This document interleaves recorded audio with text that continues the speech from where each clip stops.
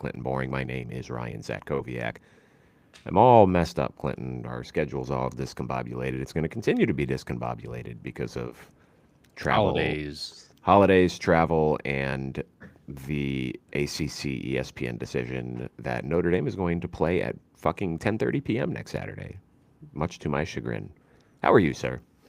I'm doing pretty good, man. Today was my Friday. I have a conference that I'm at tomorrow, so I get paid to sit on my butt and learn and eat food.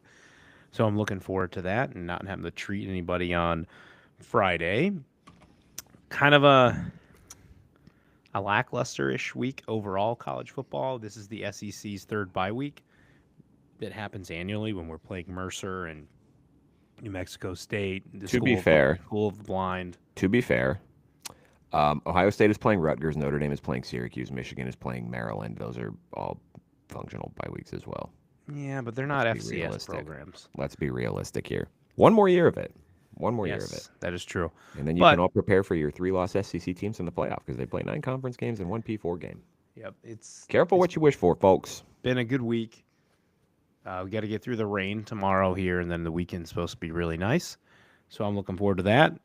All roads are pointing to, and we're not a Bengals podcast, but I'm excited because Joe Burrow is supposed to be back and cry to all the people who don't want him to play. I'd just like to see my quarterback play football. Ryan, how are you? I'm going to be completely honest with you, Clinton. I'm fucking ready for this college regular season to be over because I'm so sick of the playoff discourse. I'm so sick of it. I haven't I'm paid so any sick of it. attention to it, man. I to be need honest with you. you click on one fucking Miami account in August and all of a sudden your For You algorithm gets jacked up and now I got Terry Rozier who played quarterback for Miami God knows when they were god awful and my For You bitching and moaning about do this, the ACC needs to do that and make them I'm just Jesus Christ, just fucking kill me. I can't take it anymore. You have been on a heater battling people this week on Twitter. I have Oh my hardly fucking posted because I've been trying to get caught back up from last week and before I'm off tomorrow. And Ryan's been kind of leading the charge. All of his stuff on there. He has been an engagement fiend. Bro, I'm fighting Listen, with fucking Notre Miami's Dame not. fans now too. Miami needs a miracle, I believe, to even play in the ACC title. So they're most likely not Yes. even getting in. So it doesn't matter. Mhm. I don't. That's They're going to need see, some help. they'll need some help, but I think it's close enough to be uncomfortable if you're Notre Dame now, because if BYU slips up to Cincy this weekend, or Alabama slips up in the Iron Bowl, and Miami's on your doorstep, then all of a sudden, oh well, now we're comparing these teams, and we're going to invoke the head-to-head, and then bibbity boppity boo, Miami jumps Notre Dame. They have more meat on the bone with the rest of the schedule. Mm-hmm. I mean, Notre Dame plays 2 tin cans in Syracuse and Stanford. Virginia Tech's kind of a tin can, but they still have Pitt on their schedule. If they go up to Pittsburgh Mm-hmm. last week of the regular season and they handily beat Pitt, I do think that that would give the committee ammunition to sit there and say, okay, now that we have a full body of work to evaluate these two teams, we do think that they are a lot closer than we initially thought when we first made our rankings. And since they are much closer, we are invoking the head-to-head. It's hard to do that when there's 3 teams in between. If I they're feel right like next to each I've other. taken the U approach this year. Typically, when you talk about how these CFP rankings are almost worthless, and I've not They been are. paying attention. They I have are. not paid attention. I Like, I haven't don't. engaged with the discourse We about it have at all. we have 10 years of data that they do whatever they want on a week to week basis. They fudge the back 5 rankings to justify whatever. And now they're just straight up just saying things that, well, we don't like Alabama because they can't run the ball, which I guess is what happens when you have 3 coaches on the CFP panel, which I don't think people realize. Like I saw someone tweet like, we need to have a bunch of coaches on. I'm like, you have 3 coaches on there right now. And you got the fucking CFP commissioner coming out saying, well, we don't like Alabama because they don't run the ball. I bet your fucking ass Mark D'Antonio was sitting in that CFP committee meeting room saying, I don't like them because they don't run the ball very well. Yeah. Except they have one of the most elite passers in college football and a really nice pass game. So Yeah, for sure. But I was listening to a Notre Dame podcast today, and his point was the committee's job is not to get it right every week; it's to get it right in the end. So, yep. And so we will all find out. The penultimate ones are obviously important because that kind of positions you for sure. for the Oh yeah, last one. and I don't know. Again, we'll see. Again, I don't know how much you can extrapolate year to year because obviously it's different people on there, and apparently the criteria evolves as they go. I don't even know what the criteria is if we're being honest with each other. But a year ago they chose not to punish conference championship game losers who were already in playoff position. Texas and Penn State both lost conference title games. They did not fall below Notre Dame or Ohio State or Tennessee, teams who did not play that weekend. SMU was in a playoff position, and even though they lost the ACC title game to a team that was not in playoff position, they maintained that last at-large berth. So Something the video game can learn from real life. yeah, that I got screwed in our dynasty last year, and I'm hoping that I get paid forward this year. Needs a Hopefully. miracle. Yeah, that Needs can't. a miracle. I got real mad playing Kirk last That's night. right. Vandy's gonna get, if they lose, they're gonna be out of the playoff too. So it doesn't matter. Hopefully. So Virtual Vandy, not real Vandy. Real Yeah. Vandy's not in the playoff spot. yes. But it is, Clinton, we are kind of devoid of big matchups this weekend across the board.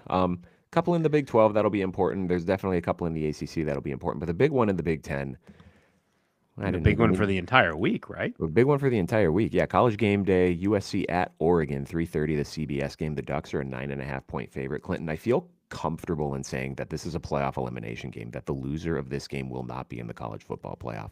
Even though Oregon will be a 2-loss team, even though they can still finish 10-2, given the conglomerate of 10-2 teams that will be in that area, which would then likely include USC unless they crap their pants against UCLA next week, I don't know that there would be a path for the Ducks to get into the playoff if they lost this game. I think it would be extremely hard. I think, again, you need some magic to help you in the final week of the season, especially if the committee's going to hold strong with teams who play in a conference championship game. You do get Washington, who should likely be sitting at what? 8-3 Should be coming in 8-3, that game. unless they lose to Should UCLA. should be Should be. 9-2, but the loss to Wisconsin obviously a few weeks ago. But I think I agree with you. I think Oregon is in big time trouble if they lose this game, which is why this game signifies so much, and we'll be kicking it off to start here soon with our pick'ems. But USC too. I mean, if you drop the game, your best you finish is 9-3, which is an improvement. I agree. Yep. But Not your a bad worst season at is all. 8-4 if you somehow choke against UCLA next week, which in theory you shouldn't, but it is a rivalry game. They always say throughout the records, yada, yada, whatever. So we'll see what happens with USC. Clearly a big step forward this year. We talked about that last week and multiple times this year that the USC team from last year would be sitting with probably 4 losses right now. And For sure. they've definitely shown progress. Agreed. I agree. Speaking of USC, Woody Marks looks damn good for the Houston Texans. Great pickup by them. Yeah, he was a good player. I think I don't remember if I drafted him. Well, let's just go ahead and get into. Excuse me, I'm burping up my Chipotle there. That's disgusting, and that was kind of unbecoming of a lady there, Clinton. I apologize. Let's get into the games.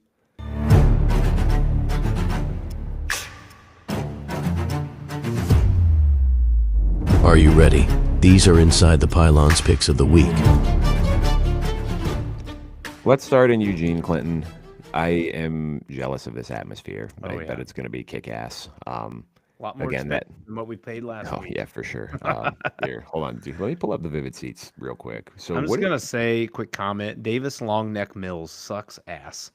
I really need a Jayden Higgins touchdown in this game, and the mofo throws everything behind people. is Oh yeah, I think I picked him up because I have one league where I have 3 guys on IR and 5 guys on buys this week. It was just bad news bears. God, he throws off his back foot constantly. His He's O-line is actually- not... They're not terrible. $121 for No, that's pretty damn good for a top 15 ranked game. yeah. Or top 18 ranked. I don't know if USC is are they 15 yet? Yes. Okay. Still though, I think.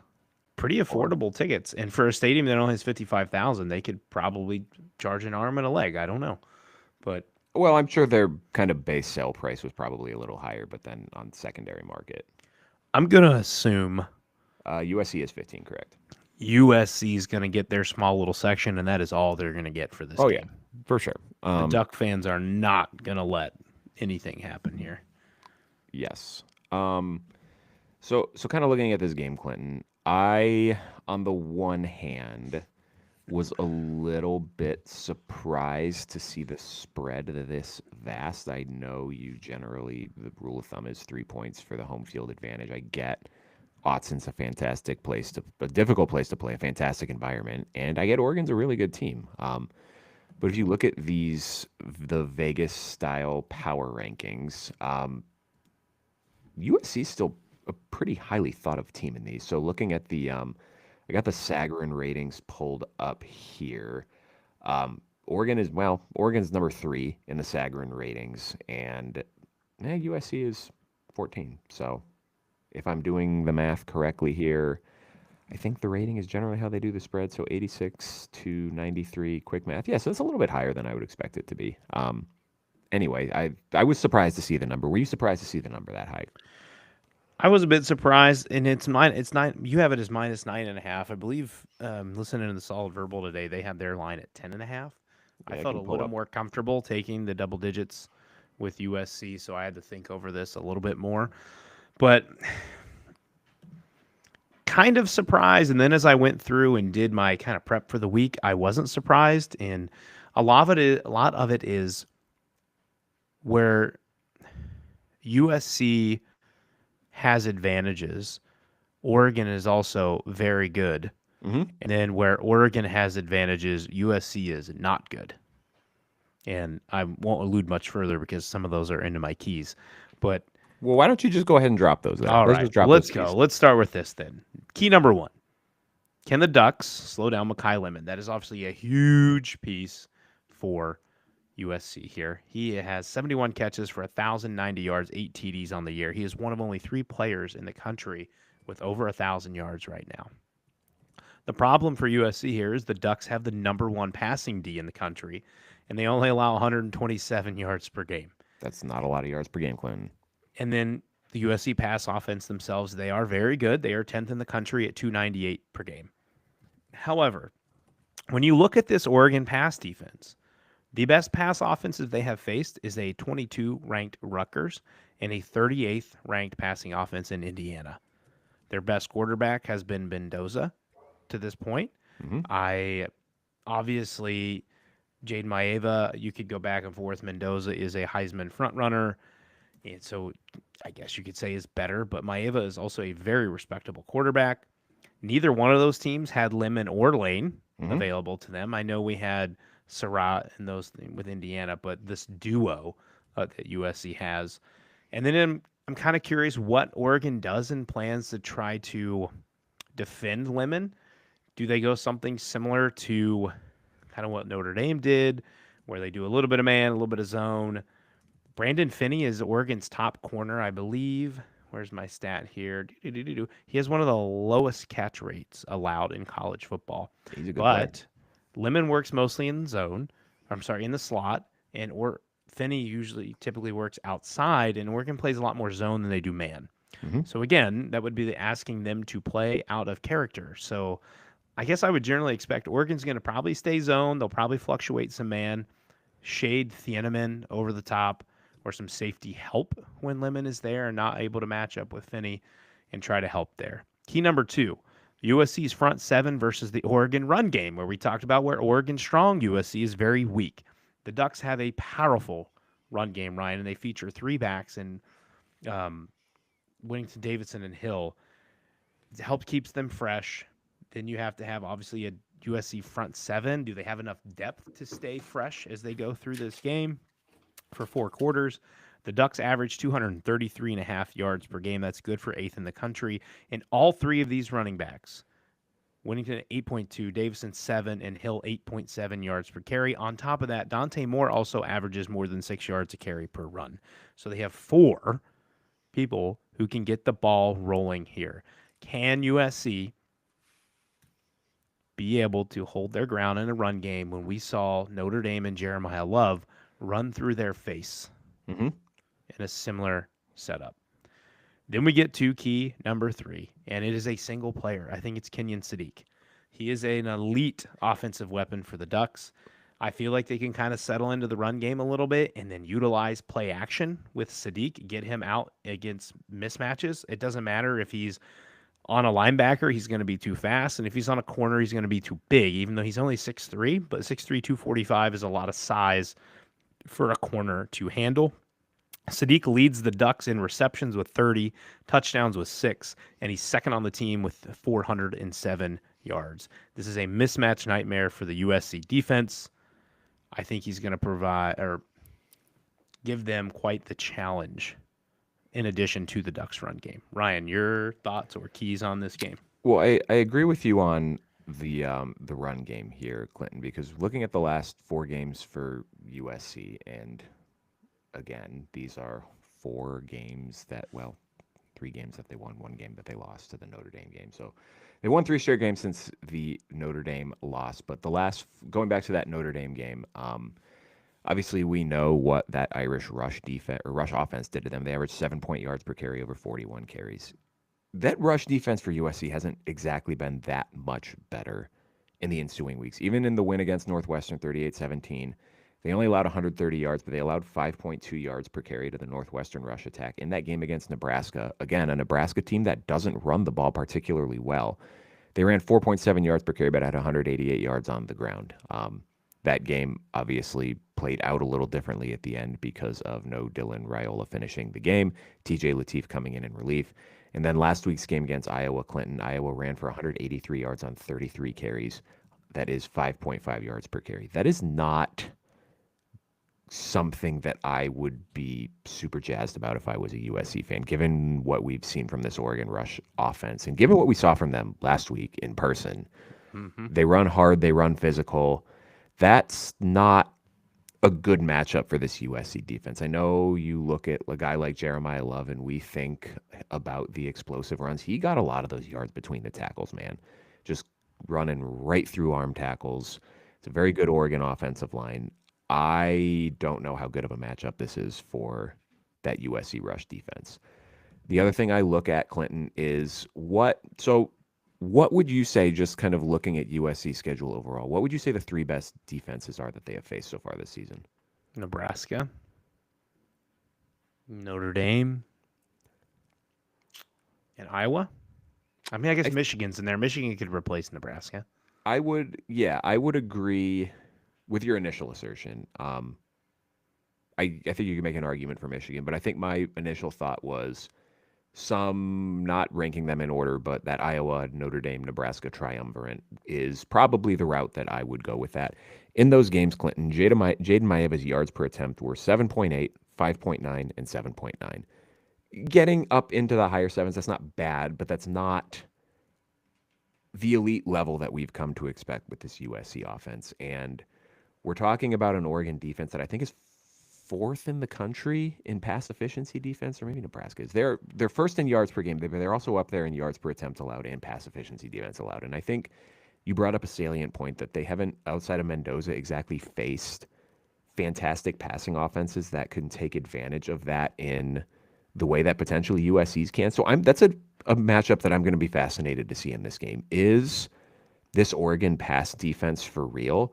Because I think we had similar questions going into the Nebraska game, right? Like, hey, I know they limited Brendan Sorsby in that first game, and that was very impressive considering what he ended up doing in the weeks following that. But this is a different animal here with Mekhi Lemon and Jacoby Lane and Jayden Maiava, and they held him in check pretty well. He was 9 of 23, in that game, 135 yards, no touchdowns, 1 interception. They won that game because of the rush attack with King Miller, Jayden Maiava on the ground. And I'm going to be honest with you, Clinton. They won that game essentially because Dylan Raiola got hurt and they had to go to a backup quarterback who they did not feel confident throwing the football in the second half of that football game.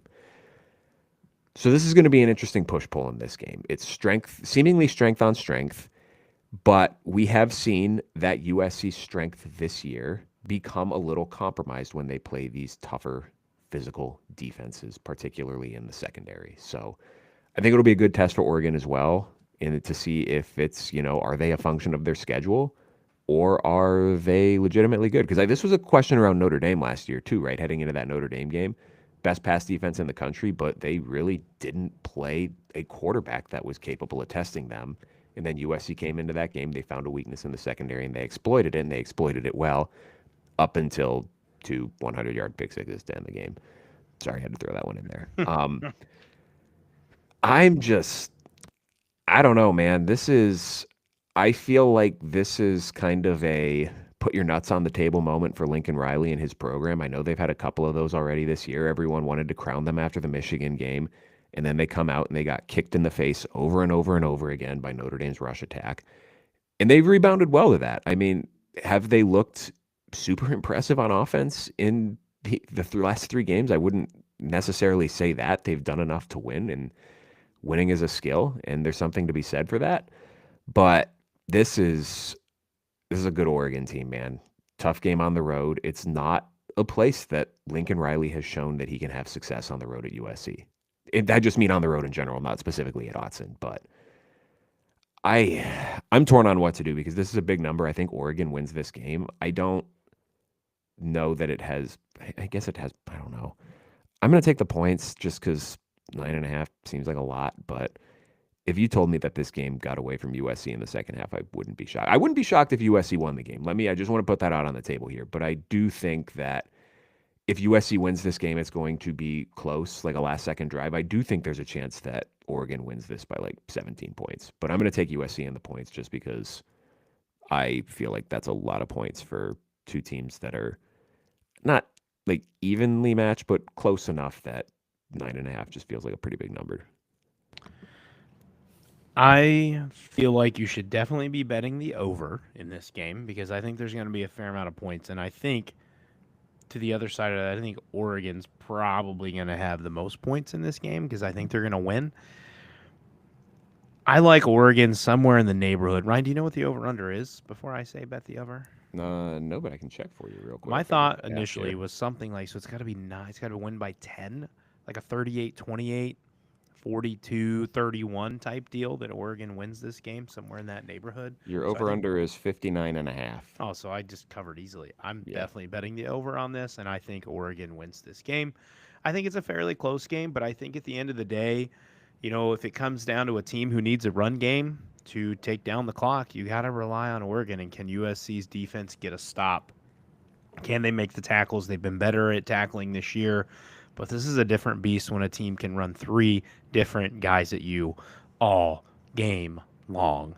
So I like the Ducks here. A respectable season for USC. They're likely going to go in, win the battle or the victory bell next week. But give me the Ducks here, minus 9.5. I do think it needs to be said. I think USC fans would probably be disappointed with 9-3 given the meat that they had on their schedule and the winnable games that they lost. Like Clinton, if they don't blow that game to Illinois, completely like ignore the Notre Dame game. They don't blow that game to Illinois.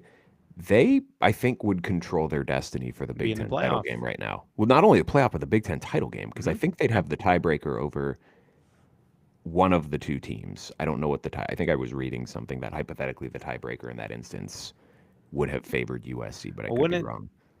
Isn't there some point, though, where you would go maybe even like overall record or ranking, Ohio State and Indiana both being undefeated with no losses? It would be the combined record of conference opponents. Interesting. I think it was the tiebreaker that would come up before you got into any computer-based stuff. Very interesting. Well, guess they shouldn't have choked then. Sorry. That's Try true. Again next year. That's true. But also, that is a fascinating kind of what if, too, is if they don't lose that game, even if they lose this one, where would USC fall in the playoff pantheon then? Because then they'd be probably 10-2. But certainly.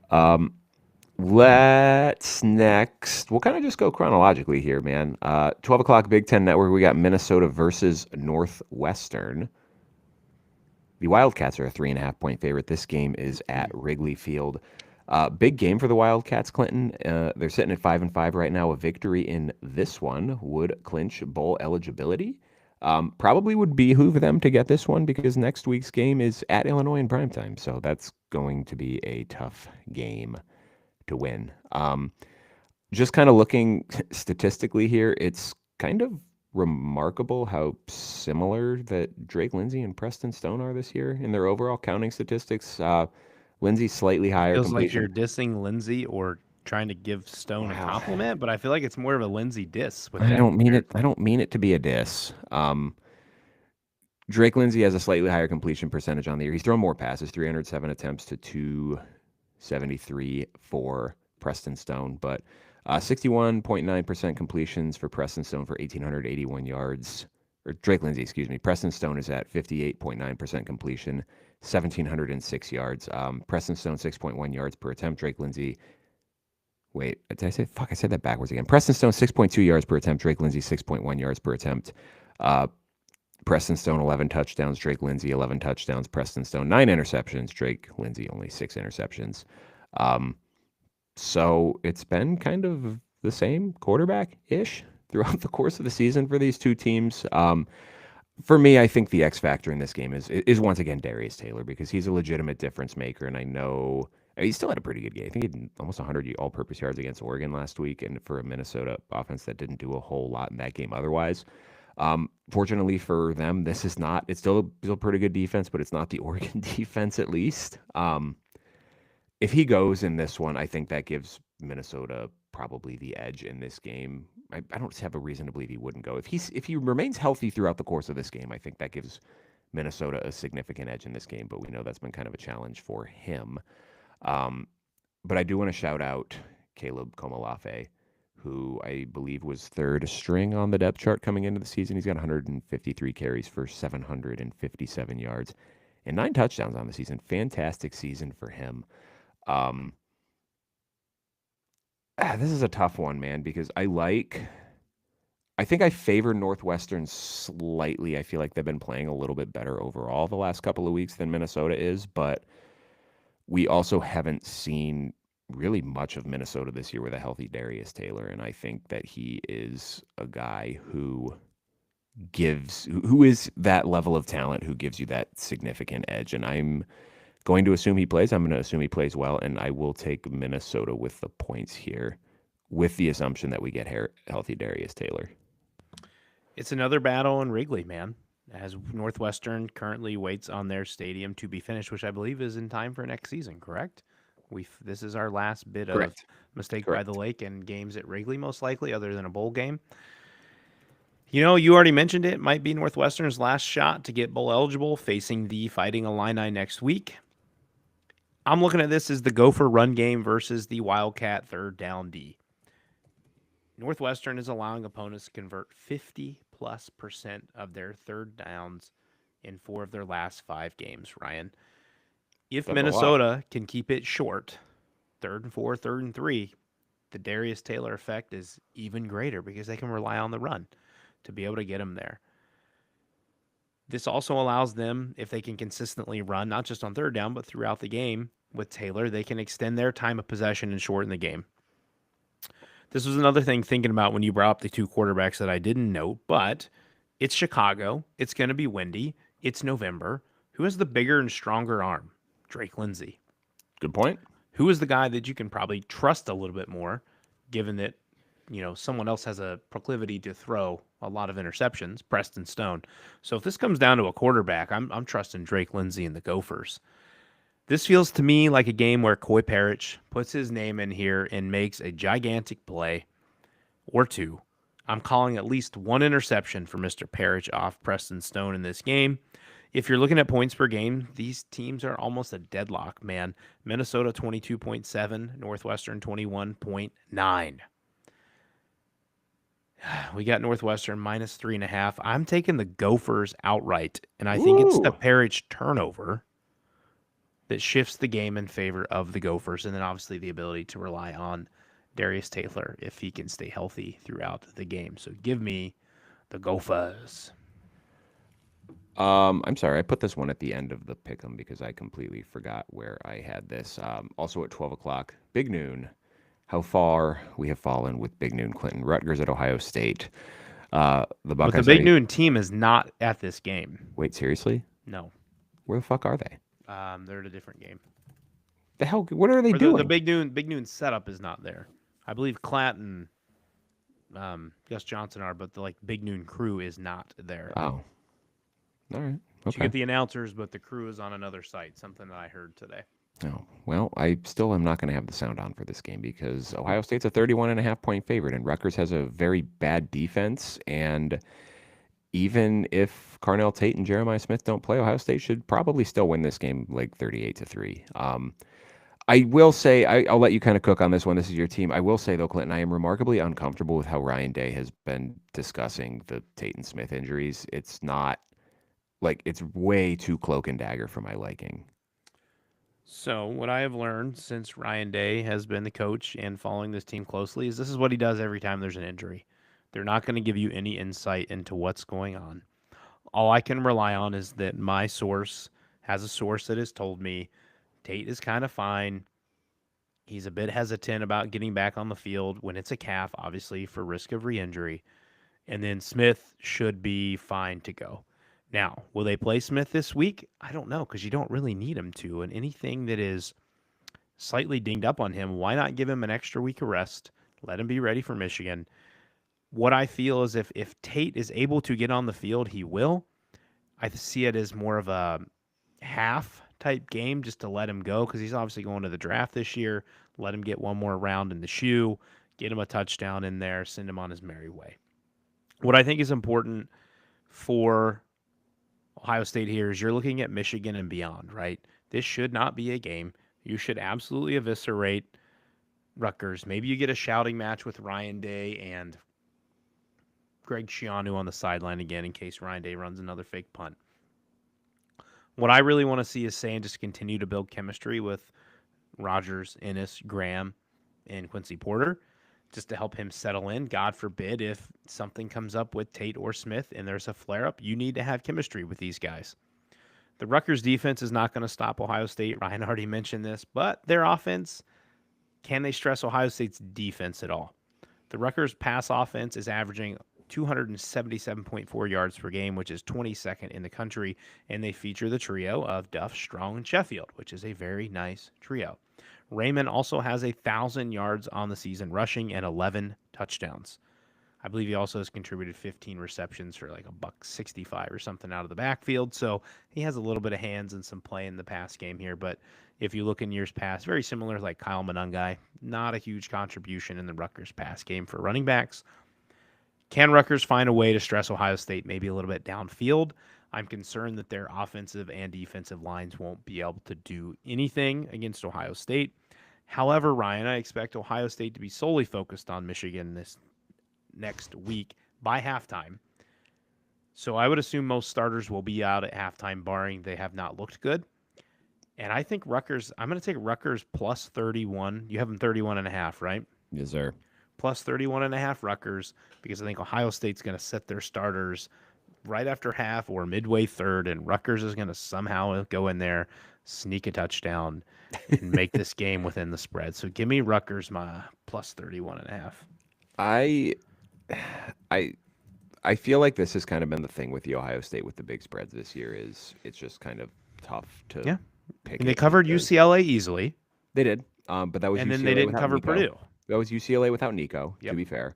And they pulled their starters against Purdue and UCLA. And Purdue backdoored them, and I'm still not happy about that. But I Never think want to get backdoored. It's tight back there. Yikes. My concern with this game is concern's not the right word. In terms of covering the spread, is what we've seen from the Rutgers offense against a comparable defense this year in Oregon was just utter and abject garbage for the entirety of the game. Ethan Kaliak-Manis was 8 of 25 for 79 yards with 2 picks. They did rush for 123 yards, but that was on 42 carries, 2.9 yards per carry. I don't, and they also don't, I think their defense is so bad that like Ohio State's backups are going to run on them too. Yes, I expect Lincoln Keenholz to get some playing time in this game.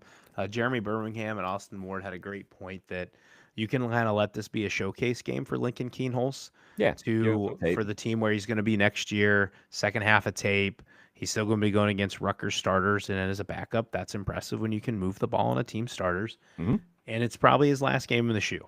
I don't see him sticking around when Julian's saying it's a foregone conclusion. He is starting next year. Yep. So let Keenholz show out one time for the fans in the shoe in the second half and give him some tape to get him a good spot. He's going to look really good with Iowa or Wisconsin next year. That's a good point. Maybe Virginia Tech. Who knows? It would be a spicy one.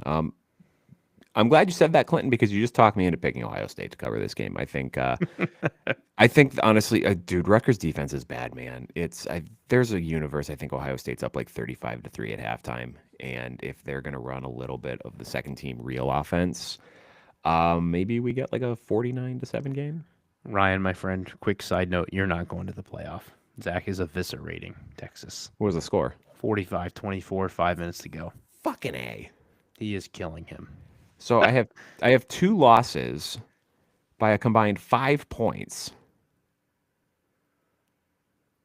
Yeah. To 2 playoff teams, and I'm going to get left out because, fuck, that sucks. Oh, I need that Higgins touchdown. Please tell me you got your feet in. No. Son of a beach.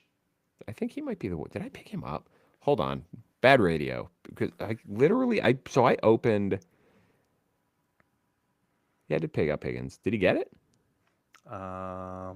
He's got it. 1. Oh, nope. Shit. He didn't get it. He only had 1 foot, and it partially tapped out of bounds. That was a good call. Well, I pulled up my team, and my projected points for the week is like 30. I'm like, well, that's weird. So I have 3 guys on IR. I have Garrett Wilson, Omarion Hampton, and Sam Laporta on IR. I had 5 guys on a bye this week, and this is only 5 bench slots. So I had to drop a shitload of people and stream a bunch of. Here's my starting lineup for the week: Jacoby Brissett, Puka Nacua, Christian Watson, Kyle Monangai, Tyjae Spears, Mason Taylor, Higgins, the Las Vegas defense, and Jake Elliott is my kicker.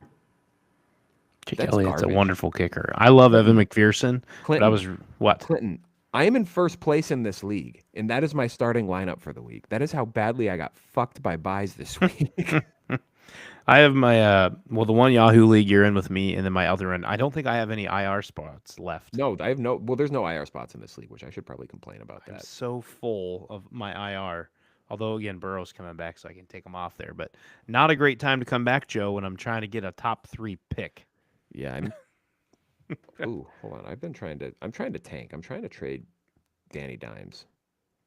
All right. Well, Ryan's looking at this. Let's go to the next game. The Michigan State Spartans at the Iowa Hawkeyes, which I believe is a 3:30 game. Yes. Michigan State. No, that is not true. Also Michigan. noon? Wait, did I not write this down? Jesus Oh no, it is Christ. 3:30. Yeah, 3:30 FS1. Sorry, it was the next one. Michigan State at Iowa. Iowa a 16.5 point favorite. 3:30 on FS1. Buddy, I'm just straight up out on Michigan State. Just straight up out. They have the 80th ranked rush defense. They just got bullied by a Penn State team that hasn't been bullying anyone this year, and you know that Iowa is just going to look to kick your teeth in over and over and over again. We talked a little bit about it on the recap show last week. I know his stats aren't blowing off the page, but I do think Mark Gronowski's been playing a lot better the last few games. I don't know that I would necessarily call him like a game manager. Yeah. What do we got? Higgins got the touchdown. Let's go! Yeah! Good for me. But I do think he's done well at managing games, managing the pass attack without being overtly explosive. It's a very good Iowa defense. I don't have any earthly clue what Michigan State is doing at the quarterback position. Did you hear the Jonathan Smith quote this week about the Michigan State sanctions?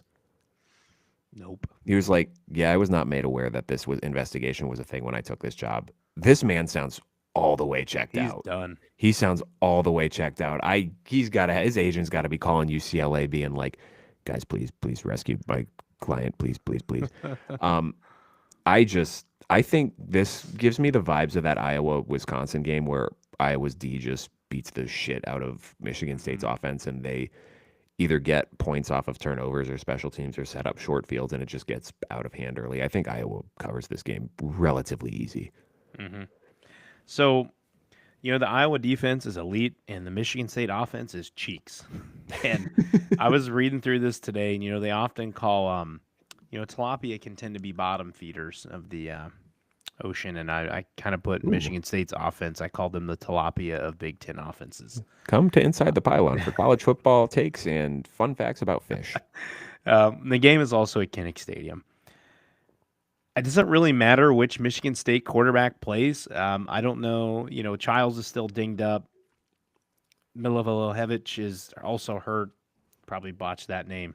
So we're looking at a potential redshirt freshman or true freshman starting for Michigan State this week against this Iowa defense. It doesn't matter because they're going to dominate them. I don't see Michigan State scoring more than 10 points. The Iowa defense allows only 14.9 points per game, Ryan.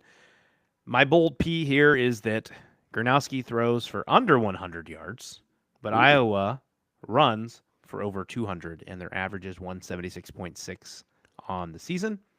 I was going to go the other way and say Gronowski throws for over 200, but I think there's a better chance that he throws for under 100 than he throws for over 200. No disrespect, Jeff, to your Hawkeyes if you listen to this, because they don't need to throw the ball. They're going to run it all over Michigan State's face. I like Iowa very easily here, and it disappoints me because I have, in my heart, I love Michigan State. I think part of it's the green, and I want them to be good again. I think it's good for the Big Ten, obviously, when Sparty is competitive. They just got to find something, man. They got to find something. It's officially, I have a Michigan State fan on my caseload right now, and he said, buddy, it's basketball season. We just whipped on Kentucky's ass the other night. I'm like, all right. So that's where Michigan State fans are. They're in basketball season. They got a good hockey team, too. Mm-hmm. Also 3:30 NBC Syracuse NBC. at Notre Dame. The Irish are a 35.5 point favorite.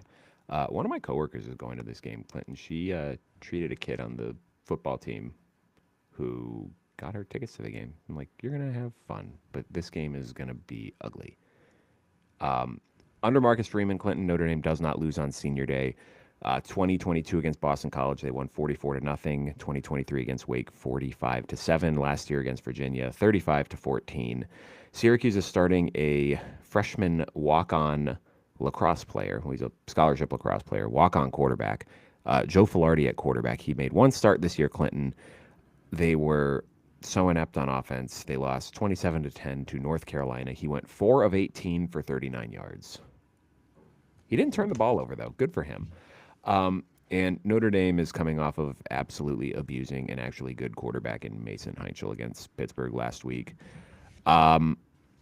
I have no idea how Syracuse moves the football in this game. I have no idea how they stop anything. They are 125th on total defense.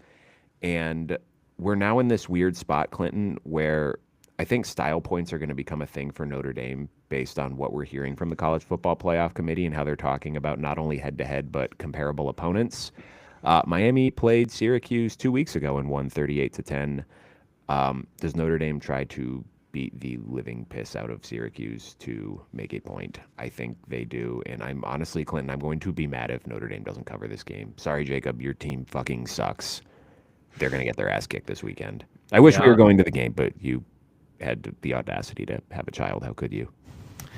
I think part of this. Text me tomorrow about that too, and I'm gonna laugh. I think part of it is I really was bummed when Angeli got hurt. Oh, I agree. We were gonna miss this chance.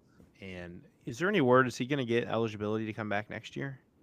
I think so. I think he only played 4 games. Okay, good for him. He deserves a shot. Achilles are a bitch, but hopefully everything goes well in his recovery, or is continuing to go well in his recovery. Ryan, this is your team. I've let you cook. I don't think there's any chance Syracuse has a chance in this game. And I think Jeremiah Love is going to run wild on this Cuse defense. I like Notre Dame minus 35.5 in this game. I feel like times I've taken Notre Dame this year to cover big spreads, I've not gotten much of a grace. But I agree with you. Freeman's not dumb. As much as coaches say that they don't pay attention to these polls and stuff and they get on Twitter or whatever, somebody's in his ear saying, hey, Miami's creeping up. Here's a common opponent. Go bludgeon them. Don't give the committee a chance to leave us out if Miami's sitting next to us on the last week. Go kill them. So I think Notre Dame's going to beat the shit. Lock of the week. Sorry, I cut you off. I'm locking this one up.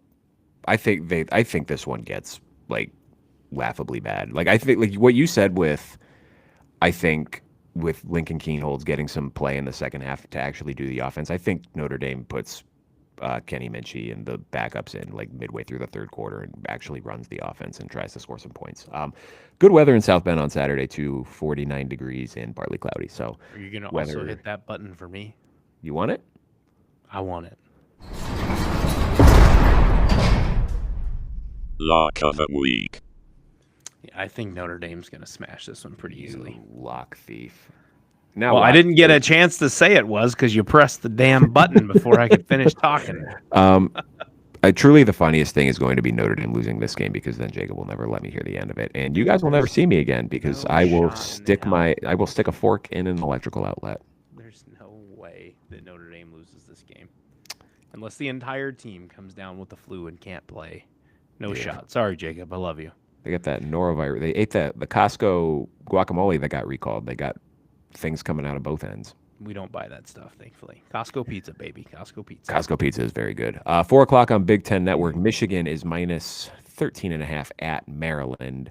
Obviously, no Justice Haynes in this game. Jordan Marshall sounds like a game time decision, but the word that I saw was sounds like they do not want to play him if they do not have to, which I certainly understand that. We have seen Clinton, Michigan play it close the last few weeks with some pretty mediocre teams. No disrespect to Northwestern there. Purdue just isn't. They're fine. They're not very good. So I don't know how confidence inspiring that is, particularly given the look ahead spot with the game coming up next weekend. But ultimately, Clinton, I think we're officially at the point where we can just say that Maryland is not a good football team. Even if Jordan Marshall cannot go, the Terps are 106th nationally in rush defense. They're 70th nationally in pass defense, even though pass efficiency, they're a little bit better at 47th. Maryland also cannot run the ball, and Michigan has a top 30-ish pass efficiency defense. And for Maryland, I just worry about that Michigan team speed neutralizing the short pass game. I don't know that there's going to be a ton of yards after catch opportunities. This is probably going to be like a 26 for 53 for 195 yards, 1 touchdown, and 2 interception game for Malik Washington, and they're probably going to run for like 38 yards. I don't feel great about this pick, Clinton, but I will take Michigan to cover in like a 28-10 game. My biggest thing for Michigan here, obviously, is the health of Jordan Marshall. And then, sorry, horrible job there reading. Marshall's banged up. Sharon Moore did say they believe Marshall should be good to go for the OSU game. Mm-hmm. So maybe he just sits this one out. You don't need him. You need him at whatever percent of 100 you can get. Yep. I'm sure he's dressed, God forbid, case of break glass in case of emergency scenario. Yeah.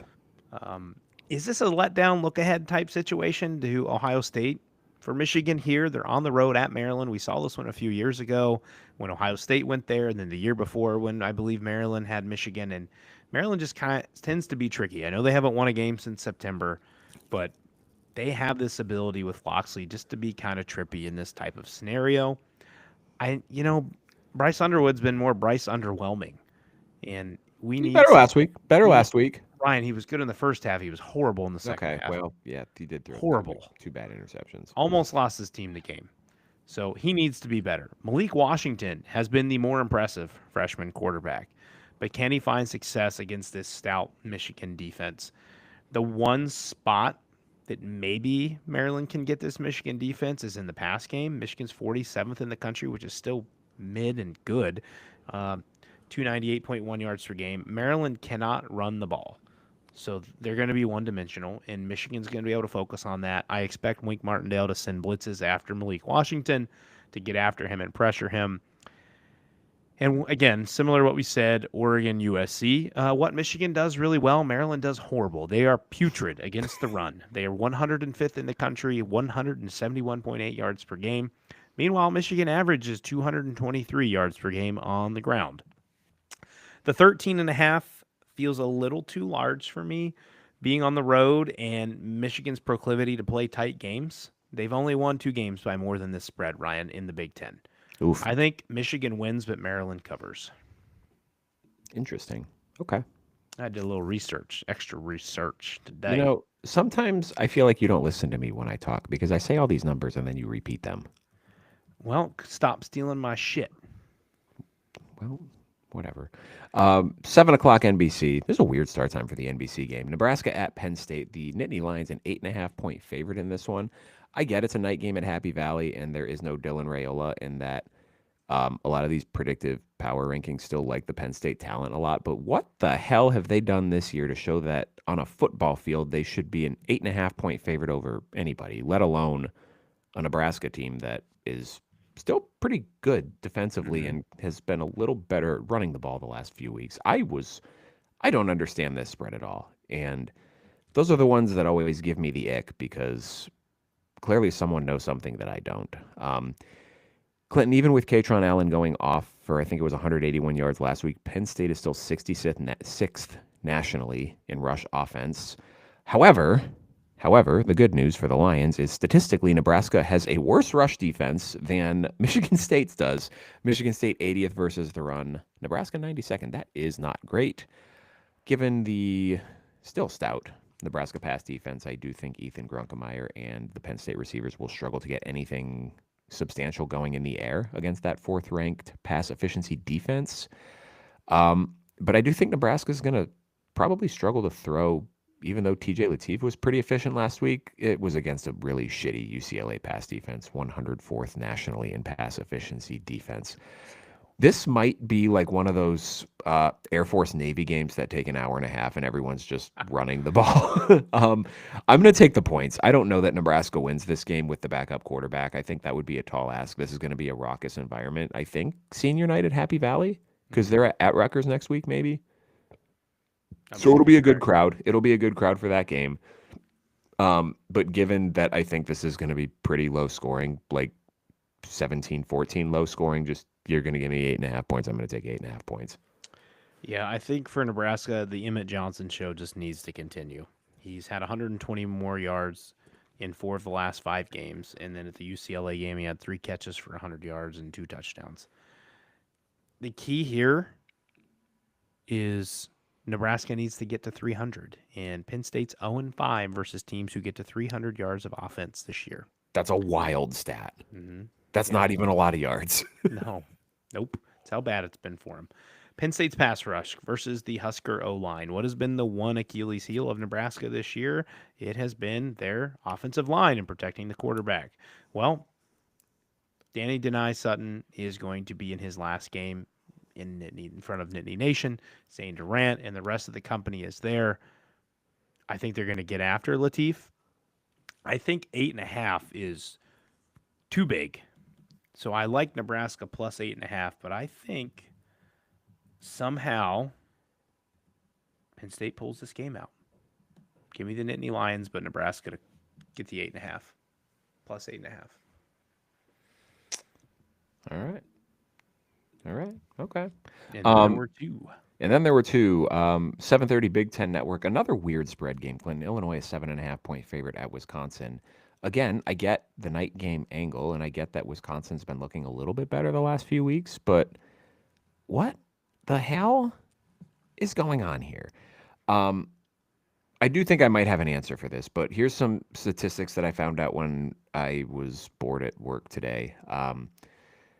Wisconsin's 22nd against the run on defense. This is an Illinois team that doesn't run well, and they're 70th nationally in rush attempts per game. So they don't even really try to run it all that much. However, Wisconsin is 125th in pass efficiency defense. They are 83rd in pass defense. They don't throw for a ton of yards, but Luke Altmaier's a good quarterback. I actually was surprised to see this, Clinton. Illinois is a very slow tempo team. They're 104th nationally in plays per game. But, Clinton, the Wisconsin offense is so bad. There is only one team in the country that averages fewer yards per game than Wisconsin. Wisconsin averages 246 yards per game. Clinton, can you tell me the one team in FBS that averages fewer points per game or fewer yards per game than Wisconsin? In the FBS? Stanford. It is UMass. Damn, you ass. More like it. Only 3 yards per game less. They're at 243. The next Big closest bad Bobcats, baby. the next closest Power 4 team to Wisconsin, Clinton, is UNC. They average 289 yards per game. Wisconsin is averaging almost 50 yards a game less than the next closest Power 4 team. But the answer I found to my why is the spread this low question is Illinois' pass defense is fucking awful as well. They're 110th in the country in yards per game. But Wisconsin has not shown that they can throw the ball at all, man. This is kind of the 131st. stoppable force versus the movable object. Can the Badgers finally get something going through the air? My bet is no. I think this is going to be a big game for Luke Altmaier. Badgers coming off of a bye, looking to close out Wisconsin this week. Big rivalry game for sure. You know what they say about rivalry games. And then Northwestern next week for the Illini. Very good chance to go 9-3 and then get to 10 wins with a bowl game. So I'm going to take the Illini. I wouldn't say like gargantuanly big in this game, but I do think they win it relatively easily. I just saw a quick side note. They showed Sean McDermott's interview before the start of the second half, and he is 15-35 as the Bills head coach when trailing at halftime. And then denoted below that, Amazon says 9th best record in the end. Like, it's hard to win when you're down at half, man. That's horrible. 9th best? Yeah, if you're 15-35. It's hard to win when you're down at half in the NFL, man. It's not like it's college. Oh, where I you get what they're saying is he's managed to win 15 games when losing at halftime. Yeah. Okay. I see that. I mean, it's not a great record. Like 15-39 is not a good record, but I mean, it's not when you're losing at halftime in the NFL is true. More often than not, you are going to lose overall. Listen, Wisconsin made a bowl game, buddy. It's the Brett Bielema Bowl. They Yeah, did there it. you go. They made a bowl game. Maybe Wisconsin. That's my unexplored angle is the 10 years later revenge game. Yeah. Wisconsin's got to find some points. They haven't scored more than 14 since September 6th. Ryan already mentioned it. Badgers D kind of got to make Illinois one-dimensional here, be able to stifle the run a little bit, but they're not going to be able to stop Luke Altmaier, so it doesn't really matter. I like Illinois to cover easily in this game. You could have given me double digits, and I would take Illinois. I wonder if this one kind of comes out like a slow start the way that Wisconsin did last week with Indiana. I can see that. And, you know, they kind of hang around first-ish, quarter and a half, and then Illinois just kind of lays on them after that. Yeah, it kind of stinks for them that it kind of didn't happen a little quicker, but the playmakers out wide for Illinois, I mean, Hank Beatty was right away, but Hudson Clement, who I think we both thought was going to be the go-to guy preseason, has started to come on a little bit more the last couple weeks. So more than just one option for Luke Altmaier out wide. Last up here, we got a late night one on NBC, man, 10:30. I didn't know NBC was in the market for those. Washington, a 10.5 point favorite at UCLA. Jonah Coleman is probable in this game. Denzel Boston is questionable. I did not see an injury update on the two offensive linemen who missed last week. Nico is still questionable with the concussion. So the question here, Clinton, ultimately in picking this game is do you feel that if Nico plays, it makes UCLA a legit threat in this game? And if he doesn't play, does UCLA just get their doors blown off? I mean, Nico playing obviously gives them a chance, but I think what's going to happen, what I just read before we got on here is Coleman is expected to play. He was expected to play last week, and he had a slight setback in warm-ups, which is why they held him out. Gotcha. So I think Jonah Coleman and Damon Williams Jr. are going to run all over UCLA's run defense, which is 123rd in the country, giving up 194.2 yards per game. You know, Nico is important because UCLA is 3-0 this year when they run for 175 yards or more.